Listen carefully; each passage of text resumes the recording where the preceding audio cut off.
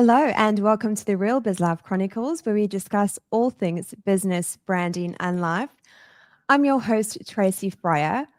My guest today is the founder of Your Sales Co. She is a dynamic sales transformation coach, an entrepreneur, and a trusted advisor with a passion for empowering businesses to achieve explosive sales growth. She's often referred to by her clients as a one in a million sales trainer due to her ability to deliver impactful and sustainable results. She combines her unique blend of British charm and Aussie spirit to her coaching. When she's not empowering business owners to sell with ease, you'll find her enjoying a cup of tea with her Labradors or fearlessly venturing outside her comfort zone on two wheels. Harriet Mellor, welcome. Thank you. Thanks for having me.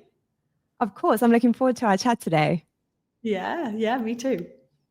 Harriet, perhaps you can walk us through, how is it that you find yourself being a sales coach? How long do we have for this episode? Go for it. How did I? Well, when I was 7, no. Wow, that's young. No, I'm joking. I think it's interesting on my side because I ask this question, to people in the industry, and I'll say, what got you into tech sales, and who said you wanted to be in tech sales when you grew up? And I think everyone laughs. It's always like my way to make people feel at ease. Yes. But I think for me, like I had a bit of a different start because my goal was to get into events, not into sales. And I've always been in sales my whole life. I've taken the odd jobs in the random places in the on the back of the village and done cold calls, but that wasn't selling, that was just ringing people. And I think I've always been able to kind of make it look like I wasn't selling because I was like, oh, I'm just helping somebody, or I'm just doing this thing. And so for me, I went around it as far as I could and then got back around and was like, oh, maybe sales is for me. And was really well supported in the UK, got into sales, running a sales team. So I quickly worked my way through and really unlocked the ability to call people, have the confidence to call people, and ultimately, solve problems. And that was really what I was doing. And if anyone said, what do you do? I was like, I'm a problem solver. And I think now I'm here, stand up. I am a salesperson through and through. And but sales means so much to so many people. And I think for me, it's been a really exciting journey, one that's taken me through a lot of tech, cybersecurity, from the UK into Australia, and then now setting up the business. I get to work with people in the industry or those thinking about coming into the industry, and then helping them bridge that gap as well. And for yourself, what does sales mean to you? Sales ultimately means helping people. For me, it's service. It's how we connect the dots between what people are trying to do and the outcome. And then the service or the journey in between is sales, because you're selling a product or a service. And so for me, it's all about helping people. And, I've shared this story, I think, before, but, I'm the one that stands in the queue next to someone that's trying to solve a problem. And I'm like, oh, sorry, I just overheard you, but can I tell you about this one thing that I know will help you and that thing? And they're like, yes. Yeah, sure. And I'm like, oh, I have a free this, like, let me give you this. And I just, for me, I just can't help myself. But I think that's just shows the love that I have for sales, but also what I believe sales should mean to so many more people, especially for those that are not on the fence, that are on the fence or not anywhere near loving sales. They're looking at it the wrong way, and they just haven't had the opportunity to have a great experience like I have. Sales is definitely something I've had to master. I mean, I was born, with a passion for creativity and designing. And then suddenly as a business owner, you're like, right, I have to be a salesperson. Great. It wasn't what I signed up for. No. And instantly I used to think of like a sleazy car salesman, which is probably the worst thing to think of. But it's really like you've highlighted, adding value and really taking that person on a journey. Harriet, I'd love to know, like, if someone is struggling with their sales, what would be the first thing you'd recommend they do? Like, if they have that same mindset I used to have, it comes to sales, sleazy car salesman, out there, what would your recommendation be to them? So I think probably two options. One I would say is go and try and find yourself, or think of, because you will have definitely had one, a great sales experience. And I think we often, it's like, you know, when the saying, if you go to a restaurant and you have a bad experience, you tell 10 people. If you have a good experience, you tell one or two. It's the same thing about a sales experience. You go and you have this poor experience of buying a car, and there's usually some mistrust, or you feel like you've been given a rotten deal, whatever it is, and it's left a sour taste in your mouth. You tell 10 people and you will always remember who sold it to you, how you felt, what day it was, what you were wearing. You can remember everything.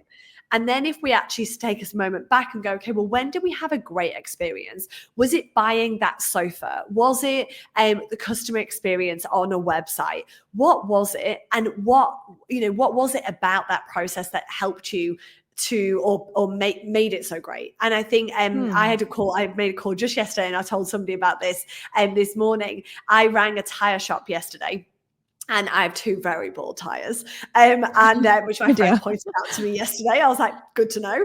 And I was like, Prob should get that done. And rang the company, and the guy was like, awesome. I was driving, and he said, oh, look, can you tell me the code that's on your tire? I was like, I'm currently driving, but I'll be not driving in about 4 minutes. So I was like, can I call you back? He said, yeah, sure. He said, just before you go, let me grab your name, and then I'll know who you are when you call back. And just confirming this is your phone number. I was like, I am in your system, and I like it. And then when I called him back, he then went through the code. He then put my email address, he then gathered my email address. He then said, oh, just while I've got you, do you know what your rego is? And I was like, yeah, sure, gave him that. And then now he's got email, phone, name. He knows my car. He knows my car tire requirement. And then he said, look, are you in a rush? And gave me some options. And he said, look, let me see if I can find you a better option, because my tire is no longer available. And off he went. And he's going to call me back today. Now, if he calls me back today, great sales experience. Yeah, definitely. Or if we break that down, the sales experience in that is just communication, managing expectations, securing details, because I've made the effort to call, and the amount of times I ring places, they don't take my name, they don't take my number, and I've asked them for I want to buy something. And then I'm like, well, you can't now follow me up. You can't call me back. You can't text me and say, hey, Harriet, just let you know, we've got 20% off tomorrow if you want to come in and buy it. There's no way of communicating with me. So I think then that becomes a poor experience rather than a good experience, because they didn't want to sell to me. So I think for me, I would say, yes, go and find a good one, but also look for good ones, and maybe ask other people about what those good experiences are. And because it's very often about the dollar, it's often about the experience prior and post. And how do you feel branding filters into sales? How do you feel the two kind of align next to each other? Does it go hand in hand? Does it really help? I think so I look at branding in two ways. I look at personal branding, and then obviously branding, which is in the realm of what you do, Tracy. And I think that for me, I'm not a branding whiz. I actually don't know very much about branding. So I think for me, I would say having a strong brand complements a strong sales outreach. I would also say that having a strong sales outreach doesn't necessarily have to connect with a brand, but it makes it easier. And the reason why I caveat that is a lot of people don't start because they haven't got a website. They don't start because their logo isn't fancy enough. And I'm like, we don't need to point them to a website. We don't need to point them to a fancy logo. We don't even need to have a company name yet. We just have to have a service. And once we've got one or two people on, then go and invest in those pieces. And I think so for me, yes, a strong brand will connect with your process, but your user experience will stand out with the brand. But also if you've got great branding and a poor experience, your brand will stand out, but for the wrong reasons. Very, very true. Double-edged sword, that one is. Yeah. So it depends on what you wish for. Yeah. And Harriet, how would you, how would you recommend someone builds out a sales process? Because if I just think of my own journey, how when I first started to now, there's such a psychological experience that you take that person through. I think that's something I really underestimated at the time. How would you recommend for someone who perhaps doesn't have a sales process in place? How do they go about kind of engineering something? Yeah. I mean, for me, I would always say, think about the journey you're already taking them on. So if you've got a business, you're selling them a service, let's say somebody inquires, let's say you're doing the bare minimum and you just say, awesome, what do you want? You then send them a quote. and then you probably never ring them again. And so let's then say as a starting point, that's what most people kind of start with. Yep. And from that moment is I would then say, okay, well, where's, where are your holes? And sometimes you don't know what you don't know. So I think for me, I mean, I share a lot of this of how to do it for free. It's all on our resource. And I'm happy to share that with you after, Tracy, if that will help you listeners. Thank you. But for me, I think looking at the holes and looking at that process as to, okay, well, if you could add in 6, 7, 8 touch points, what would they need to look like? And that might be the beginning. It might be before you quote. It might be during your quote. It might be post quote and follow up and next steps. I think if I could give one piece of advice for your entire process is always secure your next step. Always secure your next step. So we have a call. Awesome, Tracy. When would you like to chat again? Yeah. We've got that. We move through. We secure it. And that, I think, is the number one downfall of most processes, because they don't want to be salesy. But if you're not being salesy, in brackets, if you're listening, I'm doing bunny ears, in brackets, if you're selling, then you're not actually helping anybody. And, you know, there's so many people that, you know, so many examples I give, especially we can look at it from a consumer perspective or from a B2B perspective. When people don't call you back, it makes you think, well, maybe I'm not right for them. Maybe that's not quite right for me. And what happens is people just keep searching, and they keep searching until somebody makes that process really easy. And once they've made it easy, they just buy. Path of least resistance. If someone calls me back and I've been waiting for it, I'll give them my credit card details. No problem. Because you call me back, you've taken it off my list. If we use the example of the tire shop again, if I rang 2 more tire people, which I haven't done because this guy came recommended, and I just haven't really had the time. If I rang 2 other people and none of them call me back, I'd probably just keep looking. And then, but if one of them call me back, I'd just go with that one because it would be the easiest option. And everyone thinks it needs to be the cheapest. I don't believe that. I think it needs to be the easiest and solve the most amount of problems. And how would you go about trying to not be too salesy? Because I know it's often a term that gets used, but perhaps you could give us some pointers on how not to be that pushy salesperson. Because I think that's something I've struggled with, where you kind of think, oh, like, you know, I'd love to work with this person, but I don't want to be too keen or too eager beaver, and then kind of scare them away with my enthusiasm. And the person goes running in the other direction. Yeah, you're like, play what it would you recommend there? Yeah. I try to play it cool, then I like love the person. So yeah, you're like, I love you. Please work with me. How do we switch that up? Okay, cool. So I think, I mean, again, I think this is everyone's fear, but everyone's fearing something that actually doesn't really exist, because most people, like, if you genuinely want to work with somebody and you were like, Harriet, I've absolutely loved learning more about you and your business. Like, I would love to work with you. There's probably 2 or 3 things that I'm going to recommend. I'm going to pop it through on a proposal, but are you free if we walk that through on Monday? That way you're giving, like, you're being genuine. And that's not to say the people that then you don't say that to, you don't want to work with. But some people, and you'll all know who they are, you've got them in your heads, you're like, that's the one person that I just wanted to work with. Tell them that, because I think in our sales process, a lot of people, and this is often a really simple thing I add in, is when you get an inbound inquiry, most people are so worried about how to secure the next step, they don't tell them that they can help. And just by saying, thanks so much for inquiry, this is absolutely something we can help with. This is absolutely in our wheelhouse. This is right up our street. This is our sweet spot. This is what we specialize in. Would you be free on Monday or Tuesday for a quick intro call? People are missing out on that bit. They're not telling them they can help. So then it's like, thanks for inquiry. Yeah, we'd love to chat to you about your requirement on Monday. It's not giving them any emphasis. And that's even before we've spoken to them. If we have then spoken to them and we're like, right, these are, you know, this is ideal, we really want to get this moving, then the salesy component comes in. And the times you will sound salesy or become pushy is if you are pushing against something when you don't have the actual problem or requirement or outcome understood.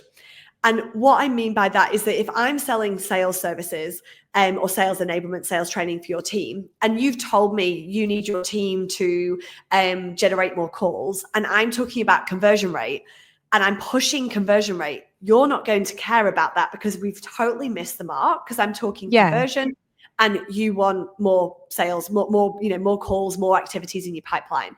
So what then happens is your prospect zones out. because they're now like, you're not talking to me about what I actually need or want. And now I'm going to look out the window or look at my phone or go, just send me through some information, because you've missed the mark. So for me, it always comes back to qualification, which may also be known as discovery, where we're able to understand their needs, their wants, what they've done before, what they're doing today, what the future looks like. And then how do we bring that in to how do we solve their problems? How can we do that with them? And then can we get commitment from them that they believe we can potentially solve their problems?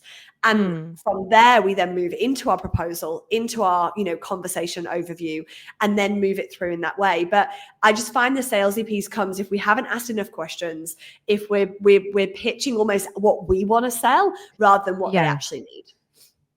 And do you think that's why a lot of people actually dread selling? Yeah, because they don't understand it. I think they don't understand it, and they've either seen the movies where they get hung up on, or the pitch, and then they've got to make all these calls, and it's all about the sales. And but I just don't want to sell to people if they want it. One thing I've heard said quite a few times, if they want it or need it, they'll call me back.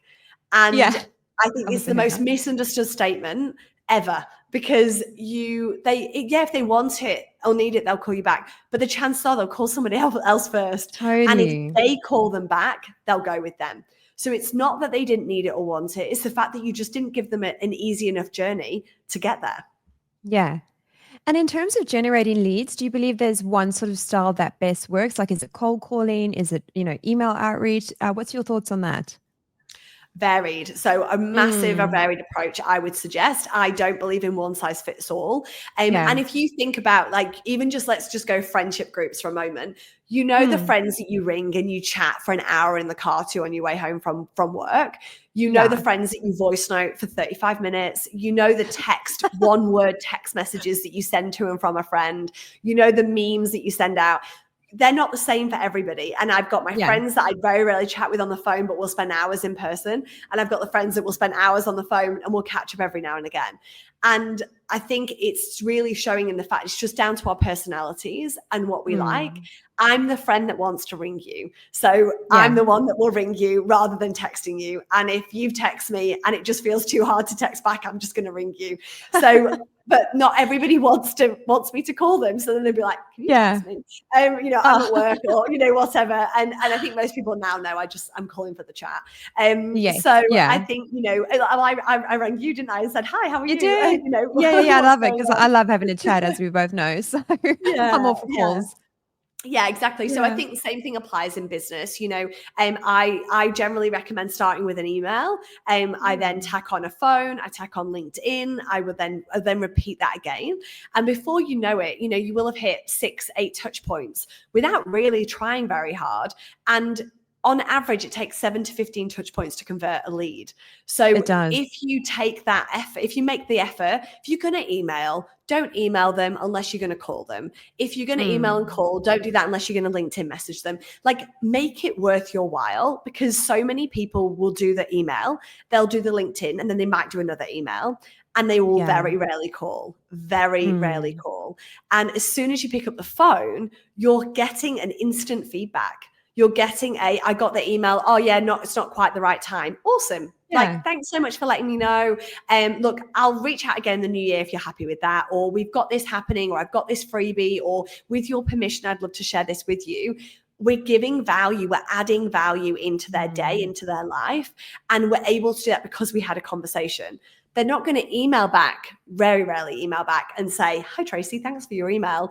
Not quite the right time for us, but please send me some free collateral. Like, that's never going to happen. So and if it does, please tell me, because I'll let you know.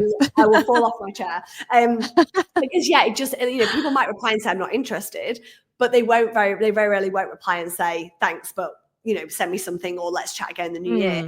So it's all about the multiple touch points. And then once you find your sweet spot with the person, that's how you then communicate. And some people move into text message. Some people go to Teams. Like, there's so many options and so many ways of communication, which it can be hard to keep up with.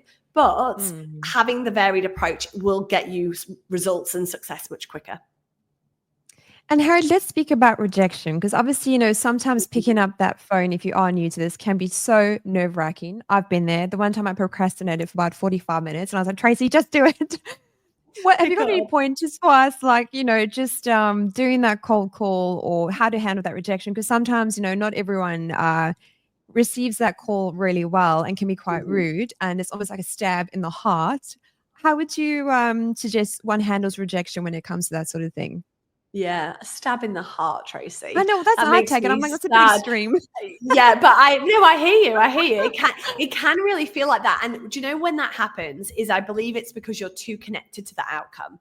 And Mm. the key to doing outreach is all like you've got to care. Like you can't just go into it like whatever, Yeah. pick up the phone. But my belief, and I guess really just to share a bit of my insight Yeah, from where I please. started, because I never wanted to do that, was that I got to the point where I saw the product we had, and this was in hosting, so website hosting, and I saw the product we had, and I was part of like looking at these case studies, and we were looking at the outcome, and I was like, do we do that? And that's the outcome, and that was how much that was their investment, and that was how long it took, and I was like, why is not everybody on the phone? Like, Yeah. we can solve this problem for the entire world, Yeah. definitely the Yes, UK. But I I am. was like, we are solving the world's problems right here. Yeah. And that for me was the moment when I was like, oh, I'll be in sales. Because if that's selling, I'll do that. Mm. And I think the mindset piece needs to play a part. But whenever I make calls, and this is what I teach now for everyone I train, but also with our team, is I believe I'm having an impact on the person I'm calling. So Mm. my energy and my belief and my mindset that I'm going in with is you're welcome. Now, it's not from an egotistical perspective, but Yeah. you are welcome that I am taking the time to reach out to you because I believe I can solve a problem that I know you and other organizations in your industry face. I have Mm. achieved the outcomes, and I am now reaching out to you because I believe wholeheartedly that I can do this for you as well. And Yeah. if they're not ready, that's on them. But also, that's on them, not negatively, but that's okay. You're not ready Yeah. for this. But do you know what? Now we've met, we're going to connect on LinkedIn, and I'm going to call you again in 12 weeks. And by Yeah. that point, I'm going to have more to share with you because our business evolves every 12 weeks as to Mm. how we can help and stories I can share and things we have done. And that way, if you're not okay with that, or if you want to be rude, or if you're unsure, we never know what we've caught them in. And Yes. you could have rung that same person the following day when they've just had a great day and got their coffee for free Yeah. and they're skipping down the street, or you've grabbed them at 20 minutes in the car and they're bored. Which is what happens if you ring me and I'm in the car and I'm like, you've now got me for 24 minutes. Like, you can sell to me all you like. If you've got them on that moment, great. But if you've just spoken to them and they've lost a battle with their 2-year-old over what shoes they're going to wear, or they've just had road rage, or their boss has just told them that they have to work on a day they didn't want to work, you just have Yeah. no idea. They're going to be pissed off anyway. Mm. So you then adding to that with an unsolicited call about something they do not care about in that moment is going to create a reaction, which you're then going to take Mm. personally. So Yeah, of everything I course. look at is it's not about me. I'm not offering me on a plate. I'm Yeah. offering my services. And if you're not ready for them, that's okay. At least we've connected. Hopefully, I've added some value. We never know where Mm. this may lead. And maybe next time when I reach out, they will be in a better mood and maybe more aligned for our conversation. Yeah, and so you actually reach out to them again in 12 weeks, Harriet? Yeah. Yeah. Yeah. Every Because 'Cause I'm like, time. "Nah." Okay, Nah, bye. you're dead to me. You are dead to me. I'm like, "My No, heart." my heart. There is a stab right here in my heart. I can't take it out. Yeah, Oh. I absolutely would. I mean, and I probably should caveat the 12 weeks. So the process I teach is that we Mm. basically will do an outreach where we'll do, let's say if we're doing call, email, LinkedIn, and we do a couple of different things across an 8 touch point journey. So Yeah. let's then say I get hold of somebody on that first call and they say, no, we're all good. We've got someone for that. I would overcome that. I would understand, like, awesome, thanks so much for letting me know. And, Mm. who you're currently working with, or how often do you review that? Or awesome, I saw you've been doing some great things with this. Is that them as well? I just understand a bit more about what it is I'm going in with. And then from there, I would then either leave it or offer to add value depending on how the conversation's going. If they are Right. like, I'm good, thanks. And I say, awesome, who are you currently working with? They're like, oh, just a company in Perth. I'm like, look, totally appreciate that. Thanks so much for your time. Have a Yeah. great day, because I'm not going to push it. I No. will then would rather connect with them on LinkedIn, maybe a few days later, say, hey, I know we were able to have a quick hello. I understand you're currently with somebody, but thought we should connect. And then, we never know when our paths may cross again. Yeah. Leave it as that. And then in 12 weeks, I just set a reminder. And then what I would then do is look back at the notes of the conversation, look at their LinkedIn and be like, is there now a reason for me to call again? Is it worthwhile me pushing it out again? But it means that I've actually thought about them. So I may look at it. I may look at their LinkedIn. There might be a post of relevance. I may then comment on the post, or I might maybe send them an email and say, hey, I know we were able to connect a few weeks ago. I noticed your post, congratulations, or I found it really interesting. We've done this for a couple of clients and thought I would share a resource with you. Hope that helps. So there's always going to be a way to connect. And even if you then know somebody and you might need someone to put a word in for you or do an intro, it will give you the opportunity to think about that. Whereas if they just go in our dead pile, they're not dead because they're not right. They're just dead because they had a bad day and just weren't quite ready. And Of course. often it can take you 2 years to close an opportunity. And that's not us thinking about them every day, but it's using a strong CRM, pipeline management to be able to track our activities and hold us accountable as well. And is there a CRM that you'd recommend? I mean, I guess it depends on the industry, but is there one in particular that you recommend? Yeah, I love Pipedrive.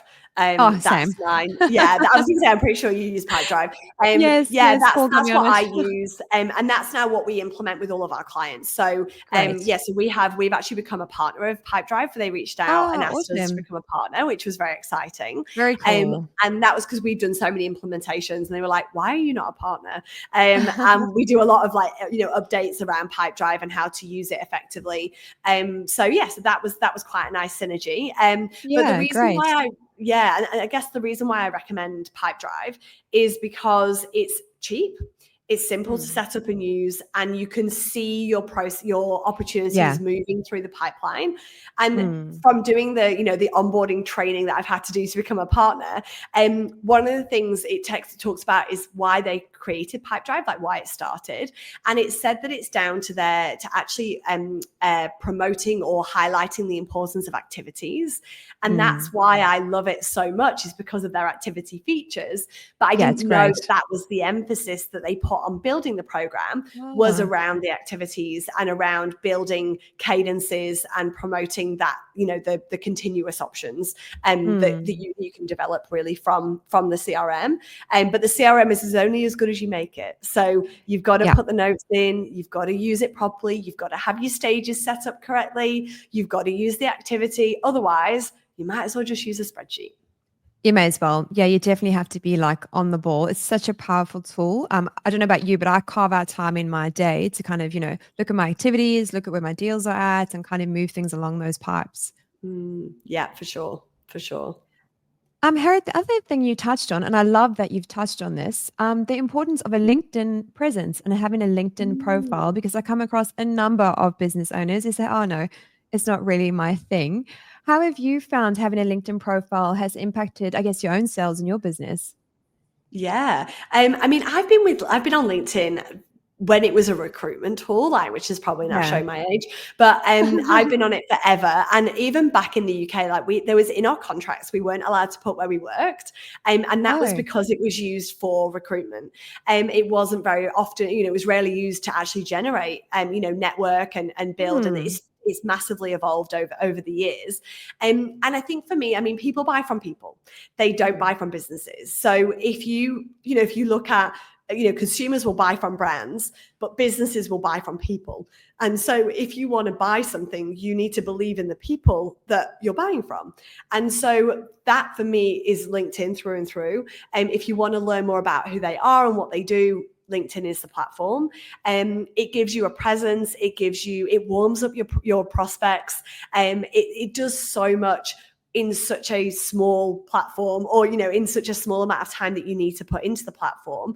I mean, for me, my LinkedIn is my gospel. Like, that's where all of my connections live. That's where people find me.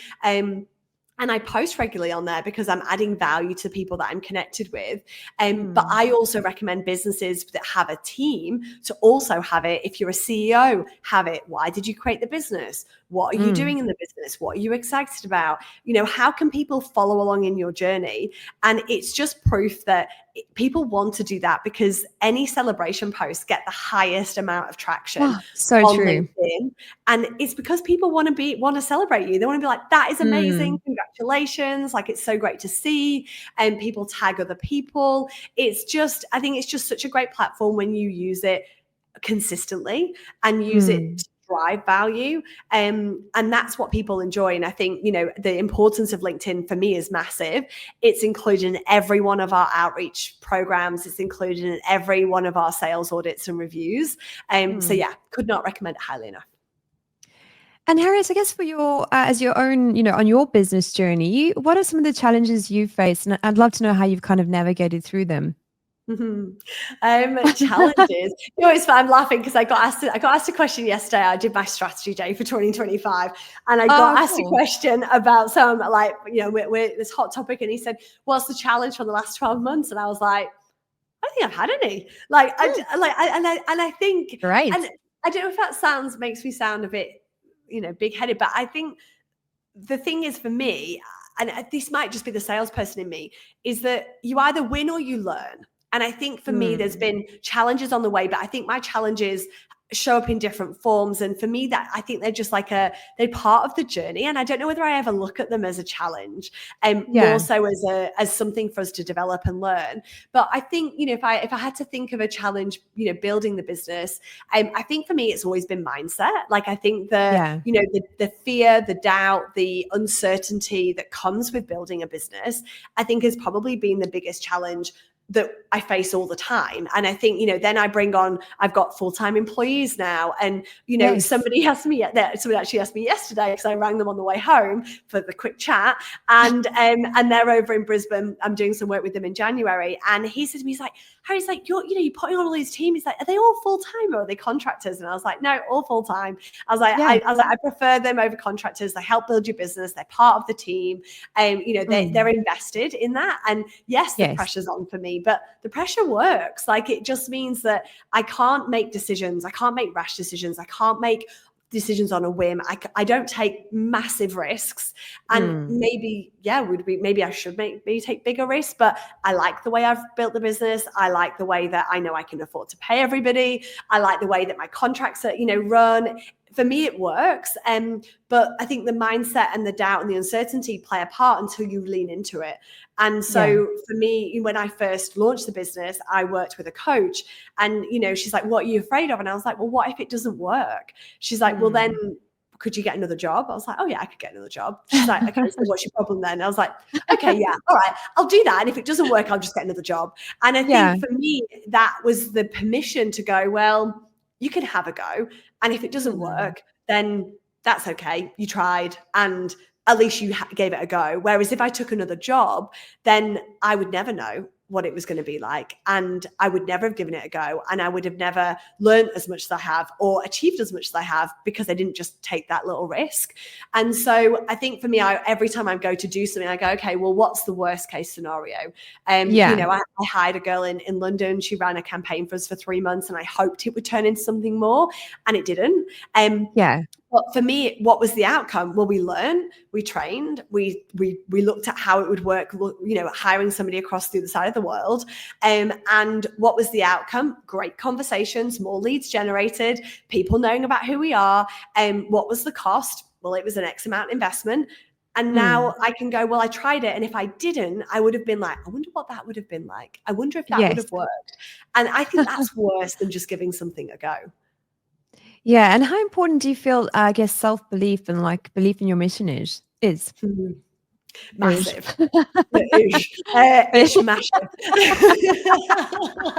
Thanks for coaching me through that one. You're welcome. It is. I think it's massive. I think it's definitely. Sorry, Tracy. Sorry, that was my bad. Yeah, I enjoyed that. I enjoyed it. I couldn't help myself. I think it's massive. I think that you're the one driving the force, and if the team are looking to you, do they believe in you? Do they believe in your business? Do your clients believe? If you're in your client's office being like, "Oh, I think I know this," like that's not going to be great, and they're going to question, "Have I chosen the right person?" And I think that for me is you've got to believe in it, and the saying of do things with confidence, and even if you don't know what you're doing, I say that lightly because obviously you've got to know what you're doing to generate the outcomes. But I think if you get up in the morning and you're like, "I don't know if I got this," you've got to work out how you got this before you get to the office or before you get to your client site. And for me, every time I feel a bit stretched in the clients I'm bringing on, and I remember this as a salesperson going from selling to 20 to 50 person companies to selling to 1,000 person companies. Wow. I remember freaking out, and someone was like, "What? There's no difference. You know that you're still dealing with the IT guy. You're still selling to one person with the same technology you've been selling. What are you so afraid of?" And I was like, "Oh yeah, it's just my brain telling me that they're a bigger person." And I think then I signed a massive contract with an incredible business earlier this year, and I worked with them for 3 months. And I remember being like, "Whew, I really got to bring my A game." And I was like, "But I bring my A game every time. Like there's no difference." And I showed up and I run the first session, and you see everyone's faces, and you're like, "I still got this." And and I think for me, it's that validation, but the stretchy piece helps you level up. And if I didn't feel stretched, am I just going to float along? And I think for me, it's the belief is massive, but putting yourself in positions that make you believe is also massive. Yeah, completely agree. And Harriet, something else I absolutely love about you is that authenticity is so baked into everything that you do. I know from the moments we met, we kicked off with the lovely introduction from Gabe. And I think another thing you do so well is that a lot of business owners can vouch that they support everyone. And I think there's a lot of, I'm trying to kind of word this, there's a lot of kind of resentment or jealousy towards people that are potentially doing really well. And something which is great with you, I find you really hold space for someone and you really support them and want what's best for them on that journey. I think I'd just love to know your thoughts on why do you think some business owners operate like that? Like, from where I am, I just want what's best because I love everyone. Want them to thrive and succeed, and that's why I'm passionate about doing branding. Why do you feel that is quite a bit of a thing in Perth? I mean, firstly, thank you for sharing that about the way that you've seen me, and thank you. And I think for me, authenticity is key. But I genuinely love people, and I think similar to you, I want people to succeed, and I want to help them. Perth is, it's very different in Perth, and I don't know if it's the small town mentality because we're now a big city, in the sense of the word. And I think I've been here 10 years, and the city's grown, and the businesses have grown, and the landscape's grown, and I think some of the mindsets haven't grown. And so often when people operate from a scarcity mindset, they feel fearful of anyone else coming into their space. And don't get me wrong, sometimes I will, I'll hear of something and I'll be like, "They're doing what? Like, is that and I go, "Oh yeah, that's fine. Yeah, okay. Well, tell them if they want any help, I'll flicker something through." And I think you have to kind of check it when it comes through, because especially if somebody's right in your space, you can feel fearful of that. But if you're doing well, and if you understand your client, and if you then go, "Well, I've been doing this now for 5 years, and I've kind of built up that name," you know how hard it is. And if I can help somebody escape that extra, get there maybe a year quicker, or escape some of the pain that maybe they go through in those first stages, or share something that I've learned, I would much rather do that. And I think, to give maybe another example, I had another business. I had a day spa a few years ago, which I sold about 3 years ago. And I built that as a first business. I did it as my tester business, which my friends find quite fascinating and funny at the time. Because I was like, they were like, you don't do beauty. I was like, yeah, but I do business. Like, I'll work it out. Fair enough. it was a good experience, and one that we obviously sold. So, we were successful in building it. Yeah. But in that time, I remember there was another business close by, and I reached out to her and said, and I knew her, and I said, hey, we're building a business. This is what we're doing.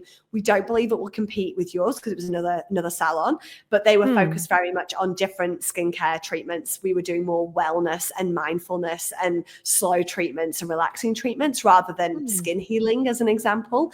And I reached out, and she never got back to me. And I called her, I texted her, I Facebook messaged her, because I was like, I don't want this to come out and her not feel like I've reached out. No reply. Then I'm sharing some stuff on social media, and I'm doing this, and I get a message saying, are you part of this business? And I replied, I was like, yes. Hence the reason why you might have seen a few missed calls from me. I've been trying to reach out and catch up with you, but I never heard back. And her response was, we don't need another one in the area. I can't believe you've done this.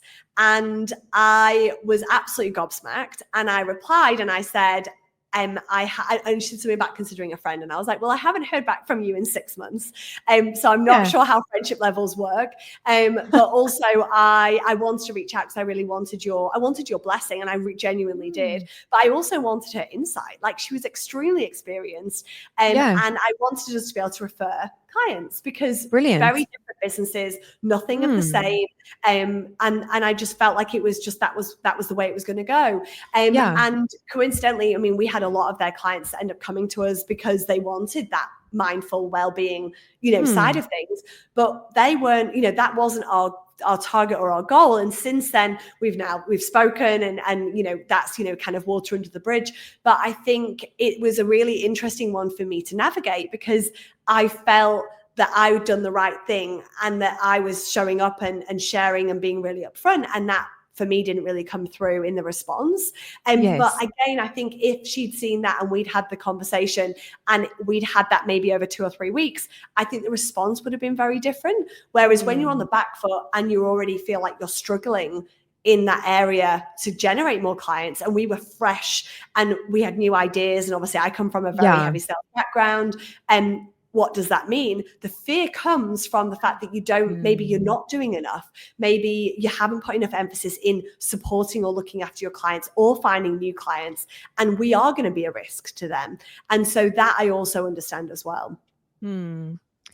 And I'd just love to share, like, obviously Gabe introduced us, and I think we met at one of the Sundowners at Panorama Club, and connected, and you were like, you have to join. And I was like, oh my gosh, okay, cool. And I just want to highlight how much that's had an impact on Design Studio Perth and my business as well. Obviously joined Panorama, and we had an amazing Sundowner there. And I think one of the, I just want to highlight the impact that it's had, that everyone kind of came together, a lot of our clients, our prospects, people that we knew, and there were so many great connections formed there. So just by you saying, Tracy, you have to join, and I did, it's kind of impacted everyone else. And I just think it's such a beautiful thing, because if you hadn't said, Trace, like, join, or you'd held back and not even suggested it, well, that's this is like my domain, queen.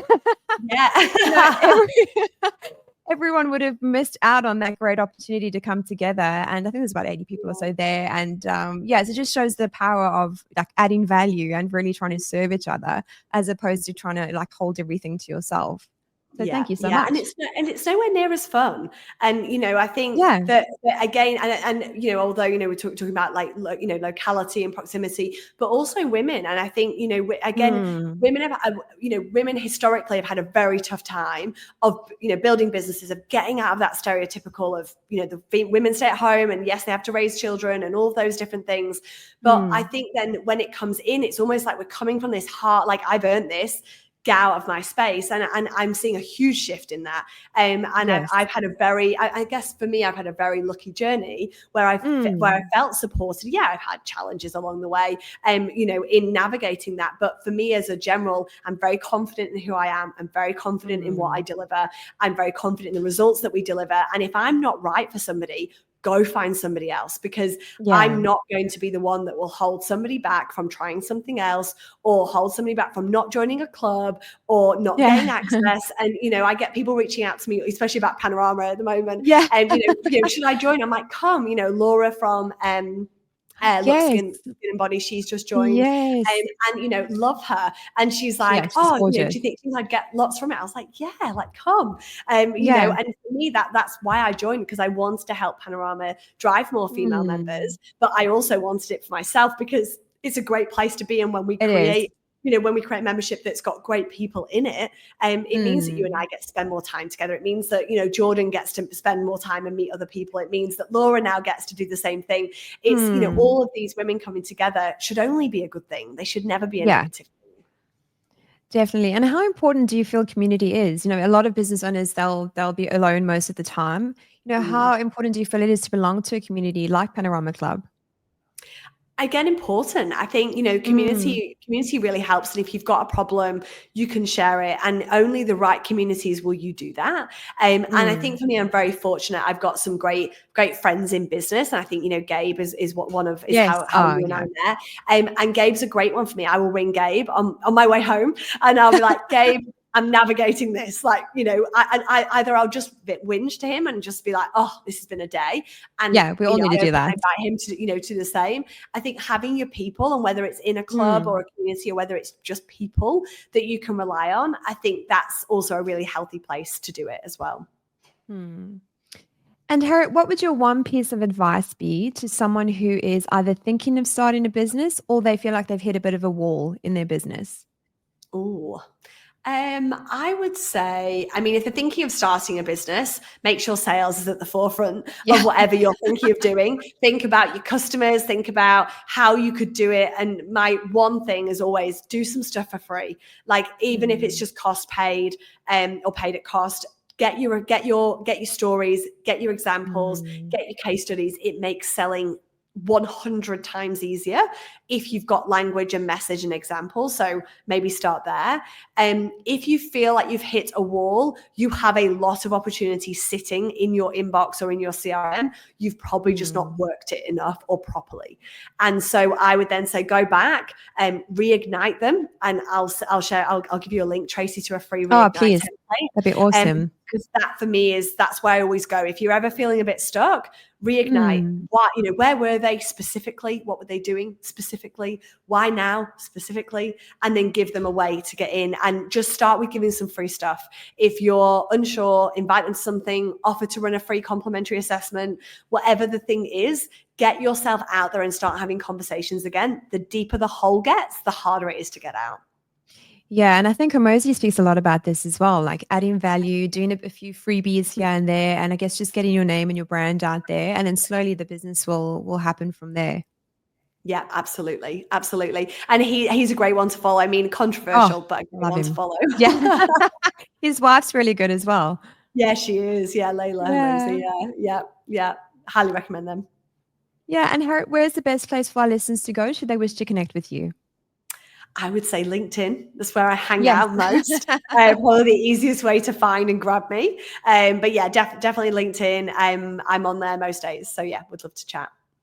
Awesome. So we'll pop that in the show notes along with the awesome link that you're going to share with us as well. Yeah. Great. Well, Harriet, thank you so much for your time and for everything that you shared with us today. Thank you for having me. Yeah, we'll chat again soon. Thanks. Take care.